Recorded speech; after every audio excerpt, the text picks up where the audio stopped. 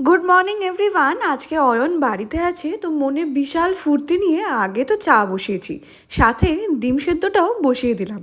আমার তো আবার অফিস আছে, দুজন মিলে চা খাবো, তারপর রেডি হয়ে আবার অফিসের জন্য বেরোবো। আমার যখনই অফিস থাকে আর অয়ন বাড়িতে থাকে, যাওয়ার সময় বারবার বলে দেয় যে তাড়াতাড়ি আসতে। সেই তাড়াতাড়িটা আমার আর বোধহয় কখনো হবে না। অফিসের দিনটা তো কাটিয়ে ফেলেছি, এখনো হাতে দুদিন আছে। আর বাড়ি এসে দেখি অয়ন রেডি করে ফেলেছে প্রন টেম্পুরা। কি টেস্টি যে হয়েছিল, আমি থাকলে হয়তো পুরো রেসিপিটা ভিডিও করতে পারতাম, কিন্তু একা হাতে রান্না করে আর ভিডিও করা হয় না। পরে কখনো তোমাদের সাথে এটা রেসিপিটা শেয়ার করব। আর এই যে চাটনিটা, এটাও কিন্তু ও নিজেই বানিয়েছে। খেতে এত টেস্টি হয়েছিল, কতগুলো ছিল নিমেষের মধ্যে ফাঁকা। এবার দাঁড়াও, অয়ন টেস্ট করে বলবে। নিজের রান্না খেয়ে ও কখনোই বলে না যে খুব ভালো হয়েছে, ও বলছে কিছু একটা হয়েছে।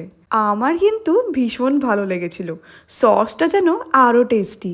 খাওয়া দাওয়ার পর এবার দুজন মিলে যাচ্ছি হাঁটতে। এটা শুধুমাত্র মনের সান্ত্বনা, হ্যাঁ, তার সাথে একটু টাইমটাও স্পেন্ড করা হবে একসাথে। আমি তো জেনারেলি সোসাইটির চারপাশটা দিয়েই ঘুরি, অয়ন থাকলে এর বাইরের রাস্তাটায় একটু যেতে পারি। বাইরের রাস্তাটা আরও সুন্দর। আর অয়ন দেখেছো, এখানে আমার জ্যাকেট পরেছে, কিছুতেই পরতে চাইছিল না, ভালো লাগছে না দেখতে। কালারটা খুবই সুন্দর, এই জ্যাকেটটাও ওই আমাকে কিনে দিয়েছিল যখন আমরা সেই দার্জিলিং যাচ্ছিলাম তখন। সত্যি ওই টাইমটা যে কি মিস করি। হাঁটাহাঁটির পর এবার রাতে ডিনারের টাইম।